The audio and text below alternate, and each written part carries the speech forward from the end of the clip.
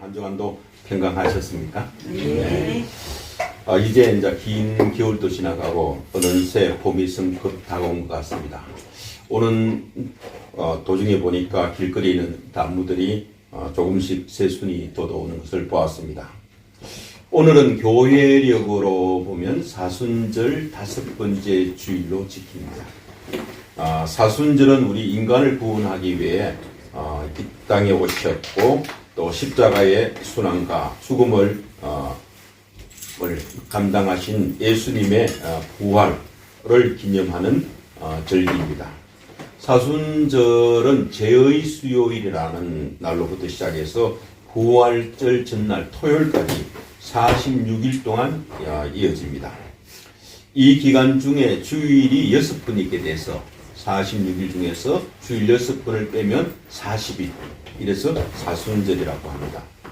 이 기간 동안 교회에서는 특별 새벽 기도를 하기도 하고 그다음 금식 기간을 두고 주님의 고난에 동참하기도 합니다. 초대 교회에서는 부활의 의미를 기억하기 위해서 고난주간을 주로 지켰습니다. 지금 우리 한국에 있는 개신교회도 사순절을 지키는 교회도 있고 아니면 고난주간을 특별히 의미하는 교회도 있습니다. 이 사순절은 초대교회에서는 없었던 절기지만 시간이 지나면서 교회가 한 주간의 준비 절기로만은 부족하다는 생각에서 아마 그 기간이 늘어난 것 같습니다. 주로 이제 가톨릭이나 동방교회, 성공회 이런 곳에서는 부활절 40일 동안 예수님이 금식하셨다는 의미를 살려 금식한다고 의미를 말하고 있지만은 이 복음서에서는 예수님이 십자가 고난을 당하시고 부활하시기 전에 40일 동안 금식했다는 기록은 없습니다. 없는데 이제 가톨릭에서는 그런 얘기를 하고 있습니다. 오히려 복음서를 보면 예수님은 베다니 시몬의 집 잔치에 참석하셨기도 하고 제자들과 유월절 만찬도 즐기기도 했었습니다. 예수님이 40일 금식했다는 기록은 오늘 읽은 이 마태복음 본문과 이에 병행하는 구절인 누가복음 4장 1절에서 13절에 공생애를 시작하기 전 강야에서 마귀에게 시험 받을 때 행하신 것이 유일하게 나와 있습니다. 이 마태복음 4장 1절에서 2절에 그때 예수께서 성령에게 이끌려 마귀에게 시험을 받으러 강야로 가사 40일을 밤낮으로 금식한 후에 줄이신지라라고 기록되어 있습니다. 여기서 그때라는 말은 예수님이 강야에서 시험 받은 것이 세례자 요한에게 요단강에서 세례를 받은 바로 직후에 일어났던 일이라고 하는 것을 의미합니다. 예수님이 세례를 받으실 때 여러분도 잘 아시다시피 성령이 비둘기같이 내려오고 하늘에서는 하나님의 음성이 들렸습니다. 이는 내 사랑하는 아들이요 내 기뻐하는 자라라고 마태복음 3장 17절에 그렇게 말씀하고 있습니다. 마귀는 예수님이 하나님의 아들이라는 사실을 문제 삼아 그가 하나님의 아들이 아니라는 것을 입증하기 위해서 오늘 3가지 시험을 하고 있습니다. 시험하다는 말은 헬라어로 페이라조라는 말인데 원뜻은 유혹해 하나님의 뜻에 어긋나게 하다라는 의미를 갖고 있습니다만은 오늘 이 본문에서는 테스트하다라는 의미로 사용되고 있습니다. 예수님의 시험, 테스트를 통해 우리가 하나님이 원하시는 삶을 살고자 할 때 마주하게 되는 장애물이 무엇인지 그것을 어떻게 넘어다니면서 마침내 그 장애물에도 불구하고 성공적인 삶을 살 수 있는지를 살펴보고자 합니다. 예수님이 받으셨던 시험 질문은 3가지였습니다. 첫 번째 질문은 내가 만일 하나님의 아들이거든 이 돌들로 떡덩이가 되가 하라라는 질문입니다. 둘째는 내가 만일 하나님의 아들이거든 이 성전에서 뛰어내려라 하는 것이고 셋째 질문은 내게 엎드려 겸비하면 천하 만국과 영광을 이 모든 것을 내게 주리라 라는 것입니다. 이 3가지 질문은 마귀가 온 인류를 구원하실 예수님의 자격을 검증하는 형식을 띠고 있습니다. 마귀의 검증은 예수님이 정말 하나님의 아들인지, 예수님이 하나님의 아들이라면 하나님의 뜻을 어떻게 이룰 것인지에 대한 초점이 맞춰지고 있습니다. 예수님이 받으신 이 세 가지 시험은 우리가 세상을 살아가는 동안 당하는 시험과 아주 비슷합니다. 우리 성도들이 받는 모든 시험은 이 세 가지 가운데 하나라고 볼 수가 있겠습니다. 우리 인생에서 순간순간 다가오는 질문이 있다면, 첫째는 나는 누구인가 하는 삶의 정체성을 묻는 질문이고, 둘째는 그 정체성에 따라서 어떻게 살 것인가 하는 삶의 태도에 대한 질문일 것입니다. 세 번째는 무엇을 위해 살 것인가 하는 삶의 목적에 대한 질문입니다. 나의 정체성은 무엇이고, 내가 어떻게 살아야 되는 내 삶의 태도는 무엇이고, 내가 무엇을 위해 살 것이냐는 내 삶의 목적이 무엇인가, 이런 질문은 끊임없이 우리에게 다가오고 있습니다. 이 세 가지 질문은 우리의 일상을 파고드는 피할 수 없는 도전이기도 합니다. 예수님도 공생애를 시작하기 전에 강야로 달리가 이 세 가지 질문에 대한 명확한 입장을 정리했었습니다. 예수님이 받으신 첫 번째 시험은 돌로 떡덩이를 만들어 먹음으로써 금식으로 인한 굶주림을 면하라는 것입니다. 내 몸이 필요한 것을 먼저 구하고 내 몸을 위해 살라는 말입니다. 내가 죽으면 어떻게 하나님의 일을 할 수 있겠느냐? 내 문제를 먼저 해결하고 나서 하나님의 일을 하라는 시험입니다. 네, 내 몸의 문제, 내 의식주 문제부터 해결하라는 유혹입니다. 인간의 육체적 욕구를 자극하는 육체적 시험이었습니다. 우리는 왜 돌을 떡으로 만들려고 할까요? 그것은 바로 우리의 탐욕 때문입니다. 물질이 우리의 탐욕과 만나면 강한 유혹이 되어 우리를 파멸시켜버립니다. 세상을 지옥으로 만들고 인간을 악마로 만드는 것은 바로 우리 인간의 탐욕 때문입니다. 탐욕이 마귀의 유혹에 우리를 넘어지게 하는 핵심 원인이 되기도 합니다. 마귀의 첫 번째 제안은 오늘날의 표현으로 뭉뚱그려 말한다면 이것은 돈 문제라고 할 수가 있겠습니다. 이 땅에 살아가는 동안 돈 문제에 자유로울 수는 없지만 그것이 또한 걸림돌이 되는 것도 사실입니다. 그래서 디모데전서 6장 10절에서는 돈을 사랑함이 일만 악의 뿌리가 되나니 이것을 탐내는 자들은 미혹을 받아 믿음에서 떠나 많은 근심으로 자기를 찔렸더라고 하고 있습니다. 이 말씀은 돈이 중요하지 않다는 것이 아니라 돈으로만 사는 것 같은 생활이 문제라는 것입니다. 먹고 사는 일이 번번이 너무 큰 문제가 되는 사람, 잘 먹고 잘 사는 일이 너무 중요한 사람, 세상에서 성공하는 것이 가장 중요한 사람은 그리스도인으로 바른 삶을 살기가 쉽지 않다는 이야기입니다. 예수님은 마귀에게 신명기 8장 3절의 말씀을 인용하여 기록되었으되 사람이 떡으로만 살 것이 아니요 하나님의 입으로부터 나오는 모든 말씀으로 살 것이라고 대답합니다. 하나님의 말씀이 우리를 살리고 자유케 하는 능력이고 힘의 원천이라는 의미입니다.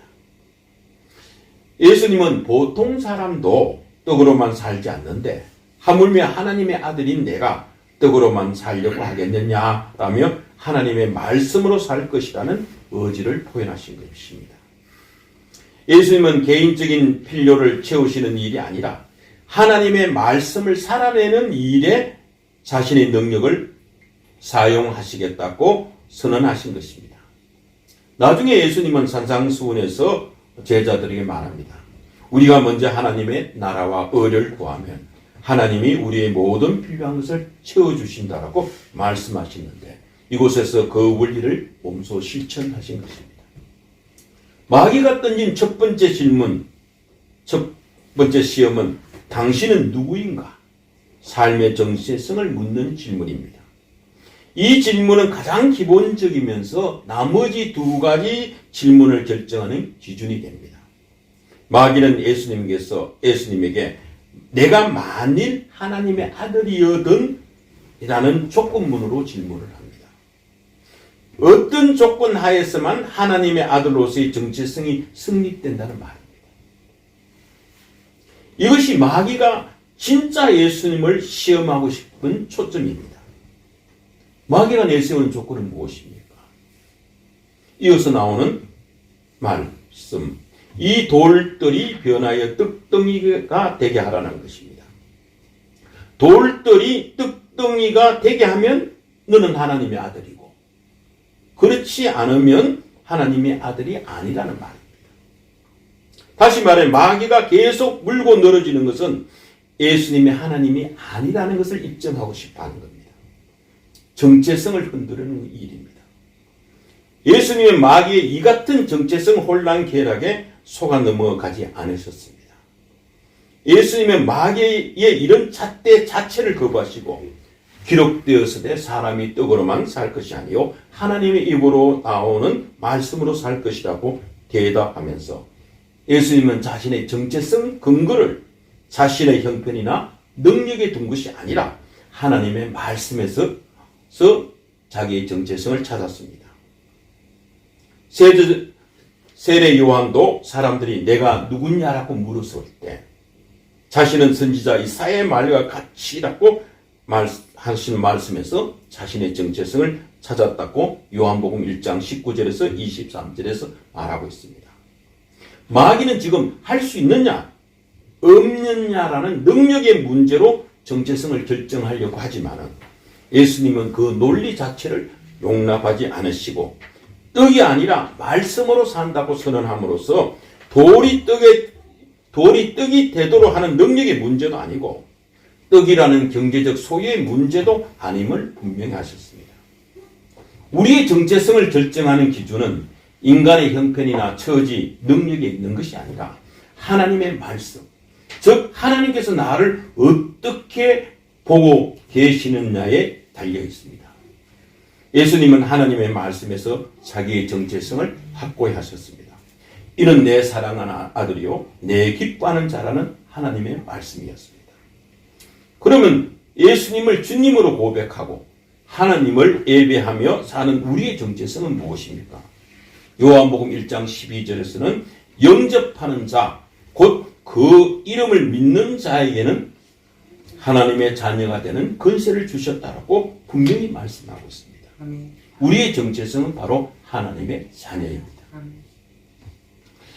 두 번째 시험은 마귀가 예수님을 거룩한 성 예루살렘으로 데려다가 성전 꼭대기에 세우고 내가 만일 하나님의 아들이었다면 뛰어내려라고 한 것입니다. 그러면 하나님이 너를 위해서 그의 사자들에게 명하여 너를 받들어 발이 돌에 부딪히지 않게 하리라는 것입니다. 마귀는 첫 번째 시험에서 예수님이 성경 말씀으로 유혹을 뿌리친 것에 자극을 받아서 시편 91편 11절에서 12절의 말씀을 약간 비틀어서 당신이 하나님의 아들임을 인정할 테니까 당신도 하나님의 아들이라는 사실을 성전 꼭대기에서 뛰어내림으로써 드러내라라고 지금 유혹하고 있습니다. 영성신학자 헨리 나우에는 이것을 이목 집중의 시험이라고 말했습니다. 주목받는 인생을 살라라는 것입니다. 기적적인 일을 행하면서 사람들의 인정을 받으며 일을 하라는 겁니다. 그러자 예수님은 다시 신명기 6장 16절의 말씀을 인용하여 또 기록되었을 때 주 너의 하나님을 시험하지 말라고 단호히 거절하십니다. 당시 성전은 사람들이 많이 모이는 곳입니다. 만일 예수님이 성전 꼭대기에서 수백 미터 떨어지 아래에 있는 기드론 골짜기까지 무사히 뛰어내렸다면 아마도 곧바로 예수님의 팬클럽이 결성되고 수많은 사람들이 예수님을 메시아로 추대하고 따랐을 것입니다. 그러나 예수님은 그렇게 하지 않았었습니다. 그것은 넓은 길이고 하나님의 뜻이 맞지 않는 사역 방식이기 때문에 있었습니다. 우리가 하나님의 자녀됨을 세상 방식으로 드러내야 하는 것이 아니라 하나님의 방식으로 드러내야 합니다. 실존적으로 보면 사람은 먹고 사는 의식주 문제가 해결되면 자기 능력을 가시하고 인정받으며 살고 싶어 합니다. 두 번째 시험은 자신의 명성과 드러냄에 관한 것이라고 할 수가 있겠습니다. 또한 함께 하시는 하나님에 대한 믿음, 영성에 관한 문제이기도 합니다. 예수님께서 인용하신 신명기 6장 16절의 말씀은 또 기록되었으되 하는 이 말씀은 출애굽기 17장에 나오는 마사의 물 사건을 배경으로 하고 있습니다. 홍해를 건너 시내산으로 가던 이스라엘 사람들이 머리바라는 지역에 당도했을 때 먹을 물이 없어 갈증이 생기자 하나님과 모세를 원망했고 여호와께서 우리 중에 계신지 아니 계신지 시험했다는 기록이 나옵니다. 그래서 시험이라는 마사라는 단어가 나왔습니다. 참으로 어이없는 일이었습니다.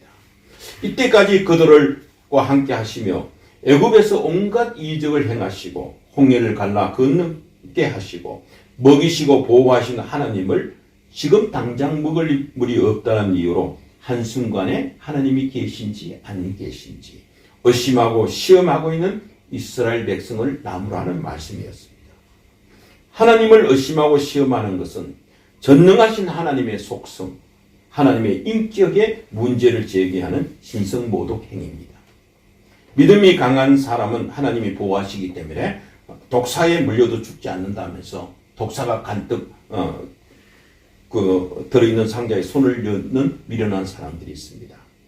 신앙생활 잘하면 절대 병에 걸리지 않는다든지, 교회만 잘 나가면 어떤 대학에도 합격할 수 있다든지, 가난한 사람이나 병든 사람은 믿음이 약한 사람이라고 이렇게 떠들려대는 어리석은 자들도 우리 주변에 많이 있습니다.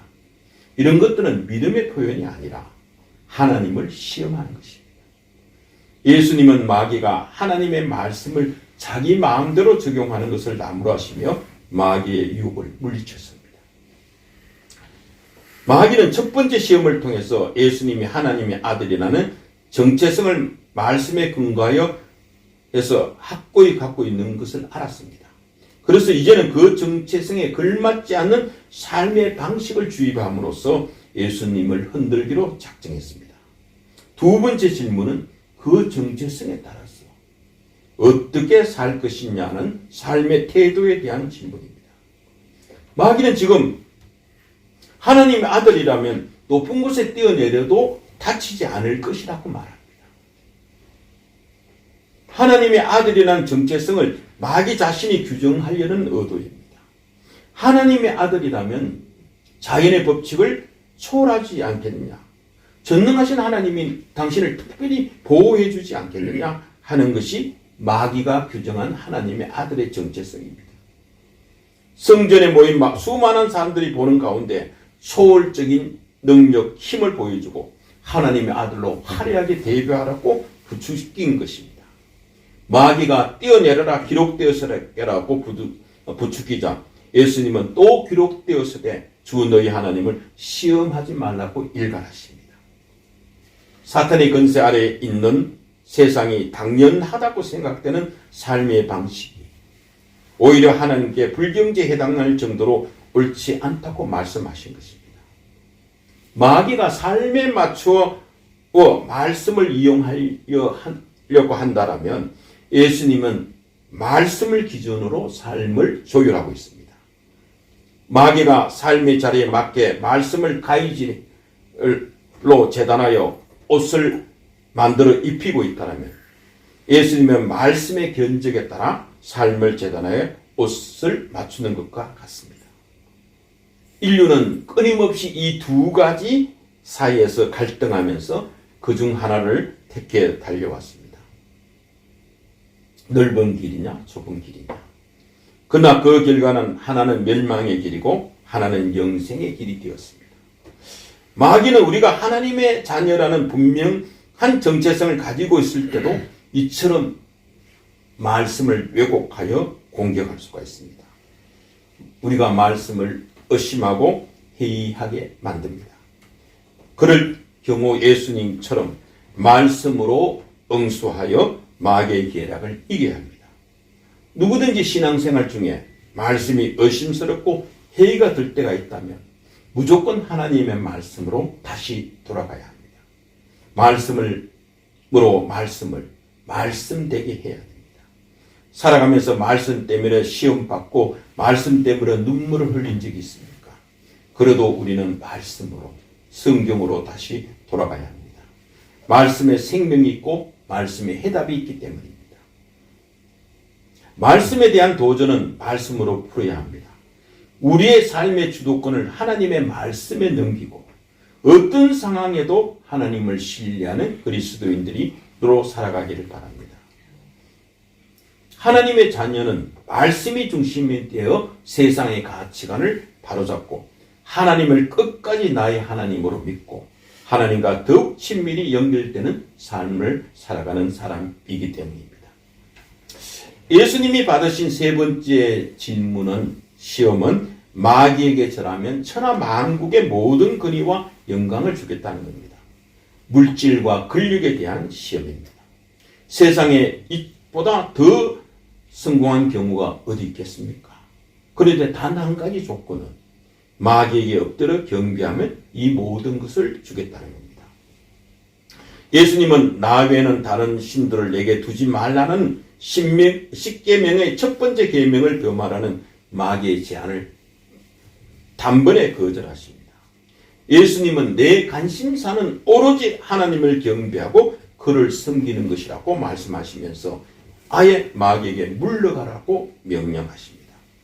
이에 따라 마귀는 예수님의 명령에 따라 11절을 보면 떠나가게 되고 이 시험의 주도권은 이제 마귀로부터 예수님께로 넘어오게 된 것입니다. 마귀의 이 세 번째 질문은 무엇을 위해 살 것이냐 하는 삶의 목적에 관한 질문입니다. 인생의 목적을 흔드는 마귀의 시험을 우리가 이길 수 있는 방법은 첫 번째는 유혹하는 미끼에 현란함에 속지 않는 것입니다. 그래야 인생의 목적을 바르게 정할 수가 있습니다. 우리가 미끼를 보면 낚시꾼이 낚고자 하는 물고기의 정체성을 알 수가 있습니다.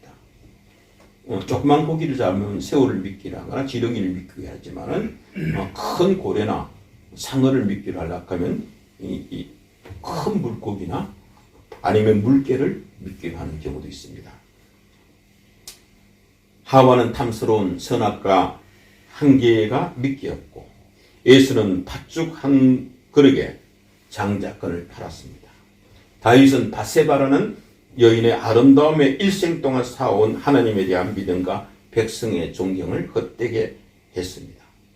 예수님을 유혹하는 마귀는 지금 천하 만국과 그 영광을 미끼로 쓰고 있습니다. 마귀도 예수님이 이제 하나님의 아들인 것을 인정하고 대단한 존재로 보고 있는 것은 틀림없습니다. 인생의 목적을 흔드는 이 마귀의 시험을 이기는 우리 두 번째 방법은 너무 쉽고 넓은 길로 가지 말라는 것입니다. 마귀가 예수님께 제시한 길은 너무 쉽고 빠른 길이었습니다. 만약 내게 엎드려 경배하면 이 모든 것을 주리라고 합니다. 아무도 없는 산 꼭대기에서 아무도 모르게 딱 한 번 마귀에게 엎드려 절하면 된다는 겁니다. 그렇기만 한다면 온 천하를 호령할 수 있게 해주겠다는 겁니다. 눈 한번 질끈 감으면 그만인 쉬운 길이었습니다. 그러나 예수님은 그 길을 택하지 않으셨습니다. 대신에 예수님은 감난산 겟세마네 동산에서 십자가를 앞에 놓고 피땀을 흘리면서 3번이나 얼굴을 땅에 대고 하나님 아버지께 부르짖고 기도했습니다. 온 세상 죄인들의 생명을 구하고 하나님 아버지를 영화롭게 하기 위해서였었습니다.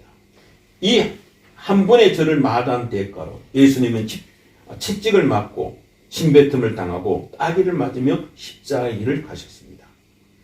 예수님이 택한 길은 쉽고 빠르고 넓은 길이 아니었습니다. 세상은 우리에게 크고 쉽고 빠른 길을 가라고 우리를 끊임없이 부추깁니다. 공부 잘해서 좋은 대학 가고 큰 회사에 들어가서 돈 많이 벌어서 큰 인물이 되라는 것이 세상이 우리에게 권하는 가치입니다. 그러나 그리스도인은 작고 보잘것없는 것을 기이 여기며 어디서 무엇을 하든 관심을 가지고 사랑으로 일하는 사람들입니다. 굳이 어렵고 힘든 길을 택하여 위대한 영향을 끼치는 사람들입니다. 예수님은 벌거벗은 수치를 당하면서도 십자가 위에서도 다 이루었다고 선언하셨습니다. 일생의 목표를 다 이루셨다는 것입니다. 우리는 살면서 필요한 것들을 위해 하나님께 간절히 구하지만 그렇다고 해서 우리가 그런 것을 얻기 위해 살고 그런 것들을 확보하기 위해서 하나님을 믿는 것은 아닙니다. 우리는 하나님께 소속된 사람들입니다. 하나님의 자녀이고 하나님 나라의 백성입니다. 천하를 얻겠다고 마귀에게 넘어가면 망하는 일입니다. 우리는 하나님께 소속되어 하나님께 예배할 때 진실로 삶이 든든하고 평안하며 행복한 삶을 살 수 있게 됩니다. 우리의 최종 관심사는 세상을 얻는 데 있지 않고 오히려 세상을 구원하고 이 세상을 하나님의 나라를 만들기 위해 자기를 내놓는 데 있습니다. 이것이 우리 주님께서 우리에게 보여주신 십자가의 삶입니다. 우리가 예수님을 믿고 하나님을 충실히 섬긴다면 이 땅에서도 잘 되는 삶을 살 것입니다. 다니엘도 그랬고 느헤미야도 그랬습니다. 사랑하는 성도 여러분, 우리는 정말 누구에게 속한 존재입니까? 세상을 살아갈 때 우리는 두 음성을 동시에 듣습니다. 하나는 너는 내 사랑하는 자들다, 내 백성이라는 하나님의 음성이고, 또 다른 하나는 공중권세를 잡고 우리를 유혹하는 사탄의 음성입니다. 우리는 본래 이 세상의 풍조를 따르고 공중권세 잡은 마귀를 따르는 불순종의 아들이었으며 본질상 진노의 자녀였지만 이제 예수 그리스도의 십자가로 구원받은 하나님의 백성 자녀가 되었습니다. 사랑하는 아름다운 운정교회 성도 여러분, 사순절을 보내면서 부디 성령의 음성에 이끌려 사는 생명의 사람들이 되셨어 매 순간마다 이 세 가지 시험을 이기고 참다운 그리스도인의 삶을 살아가는 존귀한 분들이 다 되시기를 축원합니다. 아멘.